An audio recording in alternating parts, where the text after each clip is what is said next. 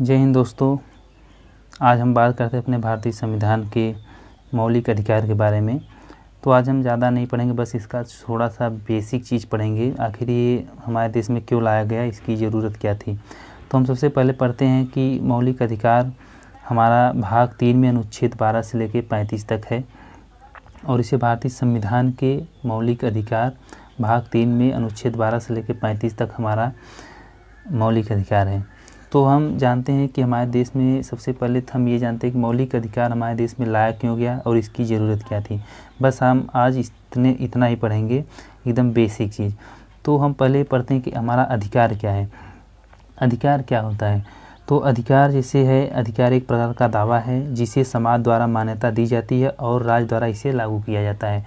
अधिकार का मतलब यही होता है जिसे हम समाज में मिलकर किसी चीज़ की मांग करें, वो हमारा अधिकार है और राज्य सरकार उसे लागू कर दे, ये हमारा होता है अधिकार। यानी अधिकार एक प्रकार का दावा है जिसे समाज द्वारा मान्यता दी जाती है और राज्य द्वारा इसे लागू किया जाता है। फिर आता है अधिकार का सृजन। समाज में अधिकारों की मांग की गई, फिर व्यापक तौर पर समाज में मान्यता मिली, फिर राज्य द्वारा इसे लागू किया गया। यही होता है हमारा मौलिक अधिकार का सृजन। फिर अधिकार का कार्य क्या है? अधिकार का कार्य ये होता है जिसे यह व्यक्ति को राज्य के मनमाने कृत्यों से बचाव करता है, और यही इसीलिए हमारे देश में मौलिक अधिकार लाया गया, क्योंकि यह व्यक्ति को जैसे राज्य कोई मनमानी कर रहा है तो हमारा अधिकार है कि हम इसका विरोध करें, कुछ करें, हम अपनी मांग को रखें। यही हमारा होता है अधिकार, यही अधिकार का कार्य होता है। फिर अधिकार के प्रकार होते हैं हमारे। फिर अधिकार का प्रकार जैसे प्राकृतिक अधिकार, मानवाधिकार, फिर संवैधानिक अधिकार हमारा आता है, मूल अधिकार आता है, नागरिकता का अधिकार आता है, यही हमारा आता है। फिर इसके बाद हम पढ़ेंगे कि मौलिक अधिकार का सबसे पहले विकास कहाँ पे हुआ। तो सबसे पहले हमारे देश में मौलिक अधिकार का विकास हुआ था। मौलिक अधिकार का विकास 1915 ईस्वी में इंग्लैंड के मैग्ना कार्टा से हुआ था सबसे पहले। और इसके बाद यहाँ हमारा वीडियो थोड़ा कट आएगा, इसलिए हम यहाँ ये वाली चीज़ यहाँ पे लिखे हैं।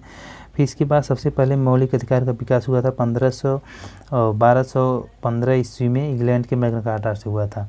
फिर इसके बाद हमारा आ जाता है, फिर फ्रांस ने किया।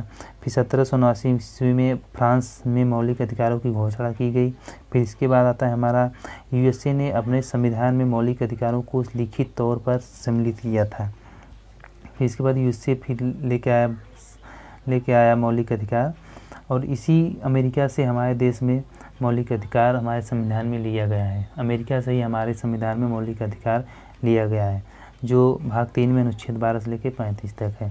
फिर इसके बाद आ जाता है हमारा 10 दिसंबर 1948 में मानवाधिकार की घोषणा की गई। फिर 1895 का संविधान विधेयक में भारत के लिए मौलिक अधिकारों की मांग हुई थी। फिर इसके बाद हमारा आता है 1918 में मुंबई में कांग्रेस द्वारा पहली बार मौलिक अधिकार की मांग की गई थी। ये बहुत इम्पोर्टेंट है, जैसे ये कांग्रेस ने पहली बार 1918 में मौलिक अधिकारों की मांग की गई थी, जिसके अध्यक्ष थे हसन इमाम। फिर इसके बाद फिर आता है साइमन कमीशन। फिर साइमन कमीशन क्या करता है, भारतीयों को मौलिक अधिकार को अस्वीकार कर दिया। फिर हमारा कैबिनेट मिशन प्लान 1946 आता है, जिसमें मौलिक अधिकार की मांग को स्वीकार किया गया था। फिर यहाँ पे हमारा रहता है संविधान सभा में मूल अधिकार बाल संरक्षण समिति का अध्यक्ष कौन था? सरदार पटेल। बस हम आज इतना ही पढ़ेंगे। इसमें मतलब ये बेसिक चीज़ है एकदम, इसमें कुछ है नहीं, बस ये पहली बार इसका विकास, इसका कार्य क्या है, इसे लाया क्यों गया।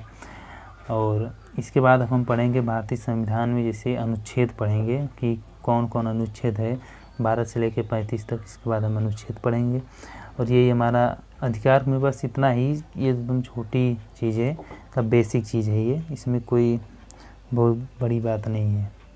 बस मिलते हैं अपने नेक्स्ट वीडियो में अनुच्छेद के साथ। मौलिक अधिकार के अनुच्छेद हम पढ़ेंगे 12 से लेकर 35 तक। इसके हम नेक्स्ट वीडियो में हम पढ़ेंगे। तो एकदम छोटी चीज़ थी, इसको पढ़ना भी बहुत ज़रूरी था। इसमें बहुत इम्पॉर्टेंट चीज़ आता है। जैसे 1930 में फ्रांस में मौलिक अधिकारों की घोषणा किसमें की गई थी? तो 1989 में।